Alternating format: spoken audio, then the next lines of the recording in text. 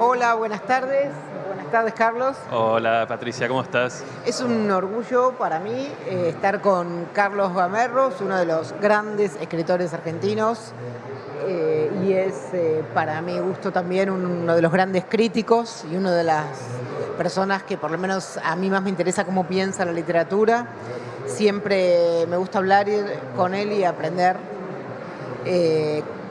Carlos es autor de títulos como Un yuppie en la columna del Che Guevara, El sueño del señor juez y últimamente una novela alucinante sobre un caso real que se llama La jaula de los zonas, de la que no es nuestro tema de hoy, pero igual les chusmea un poco, que se trata de unos zonas que fueron llevados a París para ser expuestos y uno que de manera extraordinaria consiguió volver. Nos va a matar el stand de al lado, hay mucho ruido. Sí, apenas te escucho. Te estoy leyendo los labios más bien. Pero Carlos también es autor de otros libros teóricos como Facundo Martín Fierro o Borges y los clásicos, que les recomiendo mucho porque es muy inteligente y muy accesible. O sea, no hace falta ser un experto en literatura para leerlos. Y bueno, claro, es autor de un libro que ya hoy muchos llaman clásico, un clásico que se llama Las Islas. Las Islas, no hace falta explicar. Quien diga las islas en la Argentina está hablando de las Malvinas. Incluso pensaba que cuando vamos al Tigre, que son muchas islas, decimos vamos a la isla. Es verdad. Las islas son las Malvinas. El libro salió en 1998, es un libro raro.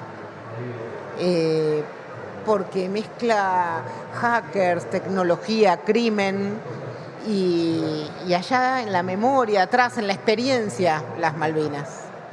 La acción ocurre en 1992 cuando se habían pasado 10 años de la guerra. El protagonista es un excombatiente que es el hacker y lo va a contratar un multimillonario para tapar un crimen de su hijo, para tratar de borrar las huellas de un crimen en archivos que están en la CIDE y tal vez para intimidarlos. Y ahí va a descubrir que la guerra no terminó.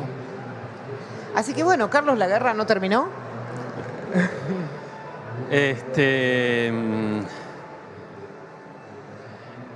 Y depende para quién, ¿no?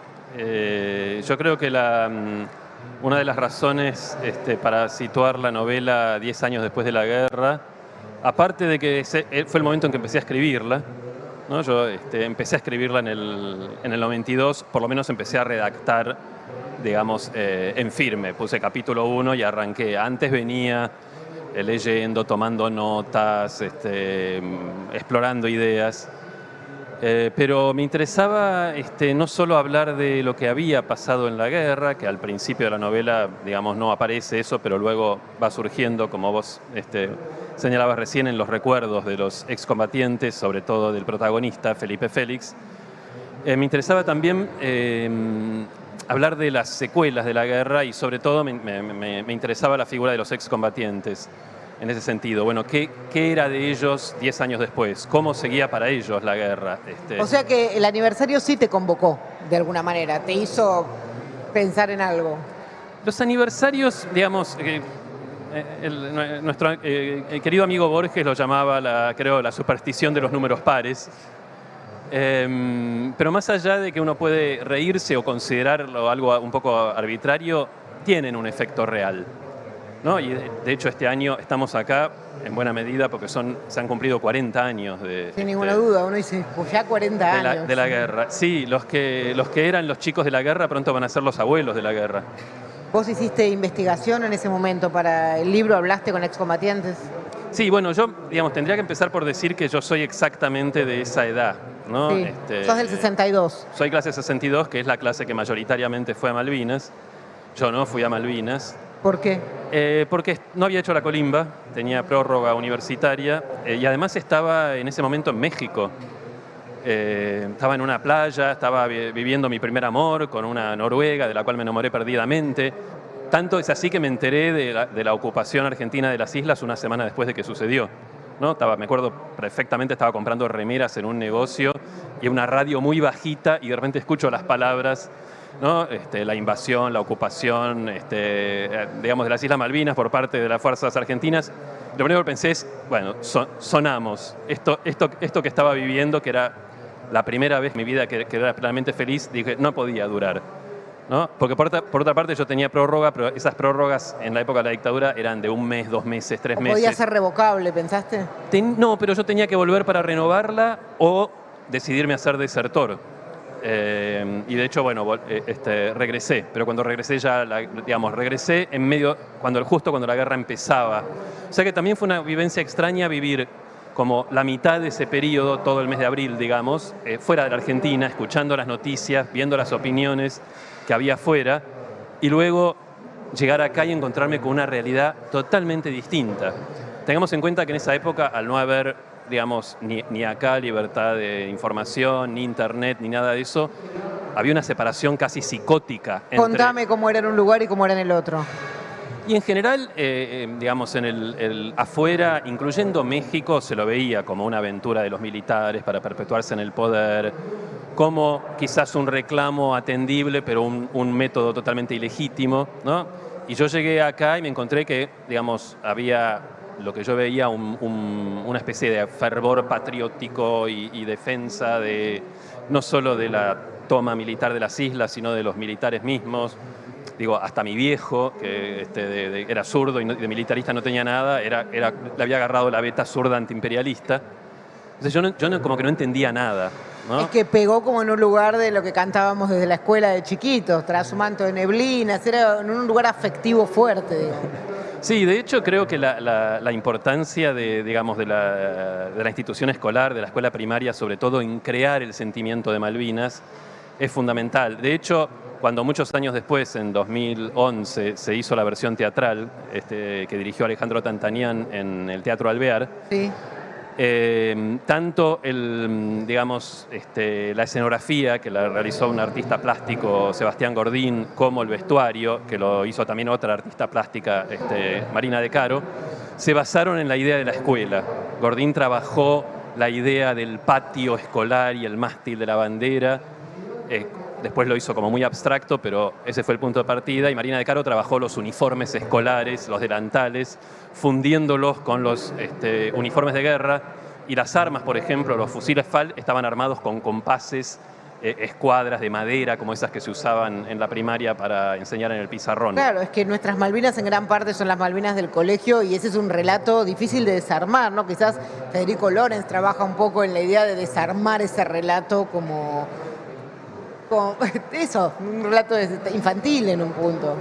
Sí, yo creo que, digamos, antes de desarmarlo o rearmarlo, lo principal es darse cuenta que está armado, que no es un sentimiento que brota de las raíces mismas de la patria,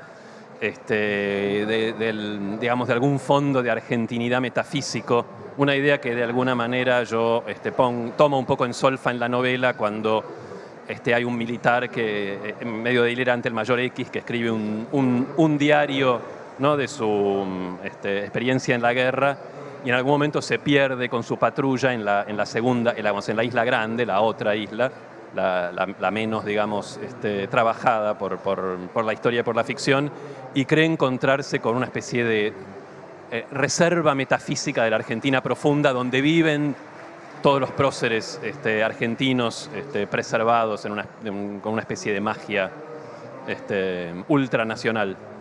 ¿Y qué lugar te parece que tiene Malvinas dentro de los relatos de la patria? Y de alguna manera hasta la guerra tenía un rol un poco misterioso, que era la posibilidad de, al mismo tiempo, ser una especie de blanco en nuestra experiencia, en nuestra historia, porque realmente sabíamos poco o nada de las islas, salvo poder reconocer la silueta, ¿no? Yo trabajé mucho en la novela con el poder, digamos, de la imagen de esas islas, que aparte con esa especie de simetría especular que tienen, generan, digamos, todo tipo de sentidos, ¿no? Digamos, releyendo años después de escribir y una vez publicada la novela, otra novela que había leído antes, Moby Dick, me di cuenta hasta qué punto me había influido. No sé por qué tiene cierto poder Moby Dick sobre los que escribimos sobre Malvinas, porque después Federico Lorenz, a quien vos nombraste, también tiene una novela su novela sobre Malvinas vincula Moby Dick con las islas.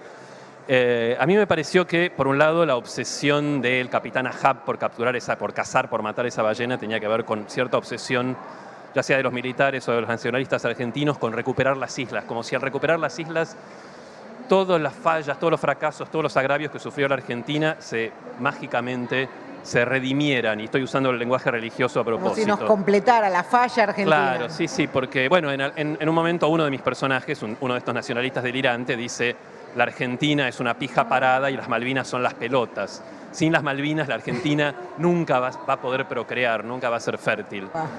Pero también me acordaba de Moby Dick porque hay un momento en que prácticamente Melville dice, bueno, la ballena puede representar cualquier cosa, ¿no? Está abierta a todos los sentidos. Y las Malvinas en la historia argentina, hasta la guerra, creo que tenían un poco esa función. Después, a partir de la guerra, ya se llenan de contenidos más precisos, ¿no?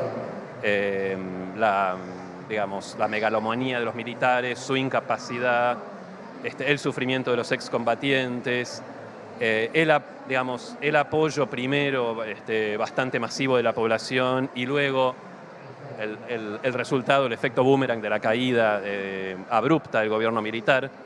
Sobre todo el hecho no tanto de que fuera rápido, sino que fue sin negociación y sin condiciones, a diferencia de otros países como Chile y Brasil, que tuvieron que pactar la salida de los militares, ¿no? Y que tuvieron luego democracias más tuteladas. Claro. Y juicios acá. Y acá los juicios, claro. Pensar en los juicios sin Malvinas no es tan fácil. Por eso yo decía que también, al principio hablé de los 10 años después pensando en la figura de los excombatientes, pero en realidad me interesaba pensar, bueno, justamente todo lo que implicó Malvinas para nuestra historia posterior. Los 10 años que siguieron cuando escribí la novela y los 40 años que han transcurrido desde entonces. ¿Cómo fue la idea de cruzar esa especie de thriller con Malvinas? Bueno, en realidad, sí, la novela tiene podríamos decir, una estructura ciertamente más de policial que de novela bélica, si es que hay una estructura de novela bélica. Un posible motivo es que no hay tradición de novela bélica en la literatura argentina antes de Malvinas, ¿no? Entonces yo me sentía un poco huérfano de tradición. Por otra parte, en cuestión puramente personal, yo estaba muy fascinado en esa época con la novela negra, me leía todo y quería escribir una. Y realmente el proyecto original era escribir una novela policial con algún tipo de crimen, y no sé por qué en algún momento, supongo que fue pensando que la figura tanto del policía honesto como del detective que busca la verdad, para mí eran inimaginables en el contexto argentino, sobre todo en la postdictadura. Y pensé en un hacker como alternativa a la figura del detective. Mirá, muy tempranamente, ¿no? Mirá lo que pasó después con los hackers, como reveladores de verdades y las consecuencias que pagaron, ¿no? Bueno, sí. Pero justamente creo que se podía vislumbrar ya en ese momento que la información iba a empezar a circular mayormente por Internet y que entonces el hacker iba a convertirse en una figura fundamental. De hecho, acá lo digo, lo vengo diciendo hace muchos años, estoy todavía esperando el reconocimiento.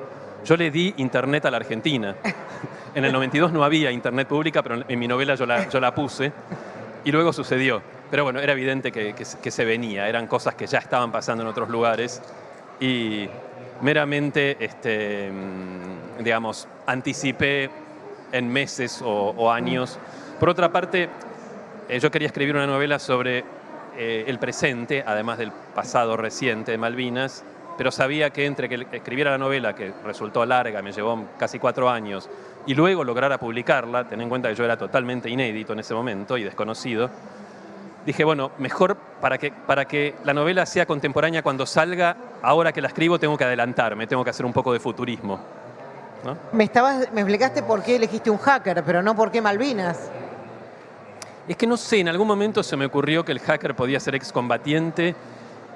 Y eso es lo que pasa con Malvinas, o por lo menos lo que pasaba poderosamente en esa época. Apenas entra, empieza a expandirse, a pulular, a tomarlo todo, ¿no? Claro, le dio una profundidad o un carácter ineludible, digamos. Por otra parte, quizás fue al principio meramente funcional el hecho de que el hacker tuviera que entrar a, digamos, la información de los servicios de inteligencia del Estado, de la CIDE. Me parecía que, bueno, si él había estado en Malvinas y había mantenido contacto con algunos de los oficiales que estuvieron en Malvinas y que ahora estaban en la CIDE, le permitía, digamos, trazar un puente. Era como una cuestión práctica, decir, bueno, ¿cómo hago para vincular a mi personaje con los militares, con los servicios de inteligencia? Y sin que sea malo. Y sin que sea malo. Claro, tenía también ese desafío. Para mí no es creíble la figura del detective o el policía honesto, a pesar de que algunos lo han intentado en la dictadura o la postdictadura, ¿no? Y de hecho, digamos, si bien después de la guerra y después con el regreso a la democracia, los militares se podría decir que volvieron a los cuarteles, la policía no, la policía siguió siendo la policía de la dictadura, ¿no? Claro. Y en buena medida lo sigue siendo hasta el día de hoy. Carlos, en esta investigación que hablaste con excombatientes, ¿había algunos rasgos que puedas señalar en el discurso que se repitieran? Sí, para mí fue muy importante hablar con excombatientes, sobre todo viajaba con cierta regularidad a La Plata, ¿no? Donde había un grupo de excombatientes que por lo menos yo tenía ciertas garantías de que no eran fachos furibundos que apoyaban a los militares, estábamos bien vinculados a las organizaciones de derechos humanos, por un lado.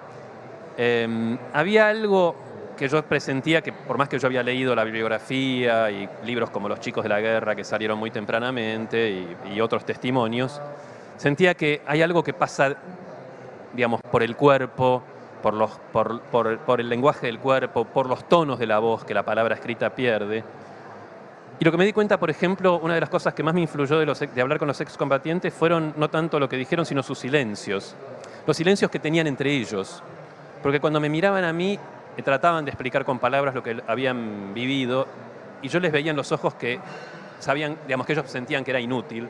Que no ibas a entender. Que no iba a entender, que no era una experiencia que se podía transmitir, mientras que entre ellos bastaba un gesto, una palabra, y se entendían perfectamente, ¿no?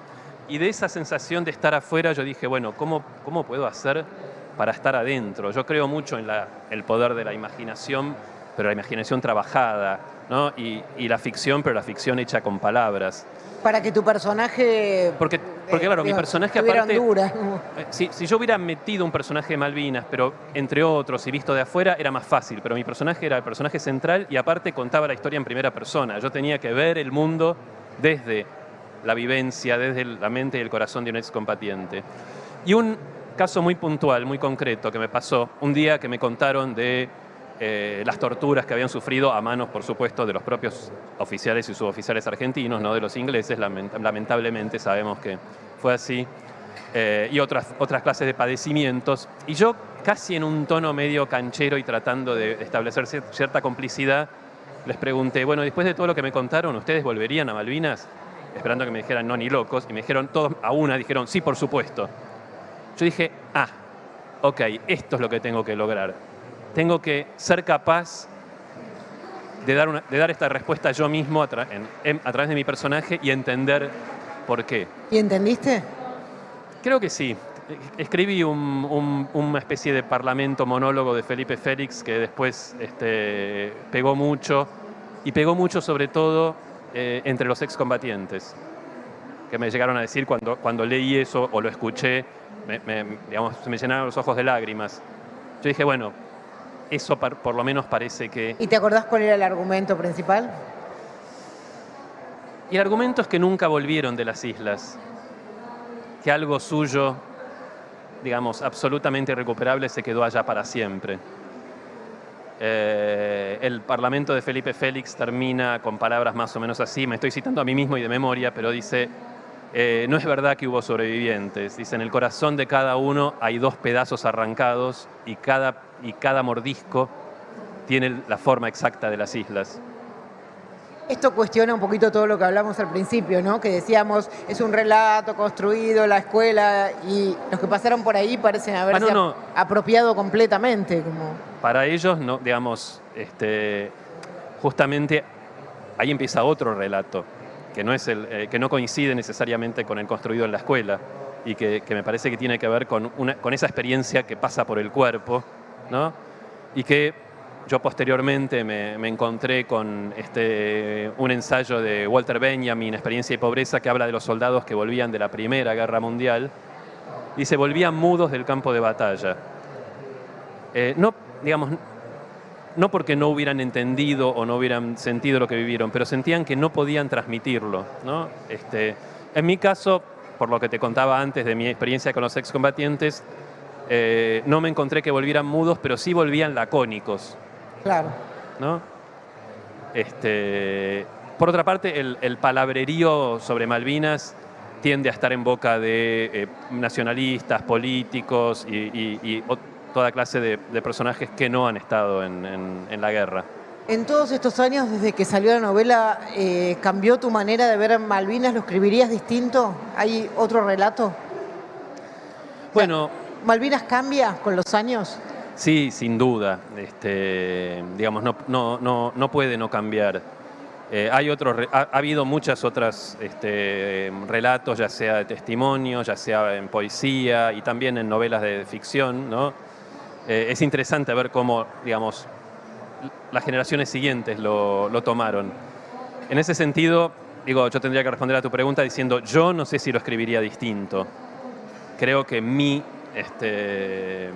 visión de Malvinas está plasmada en la novela, que por otra parte, bueno, como sabes, es una novela bastante larga y con una especie de, más que ambición, una especie de demencia totalizadora, ¿no? Que para mí tenía que ver con encontrar el motivo, digamos, de por qué las Malvinas han pasado a significar tanto, ¿no? Cuando en realidad uno podría pensar que no son nada.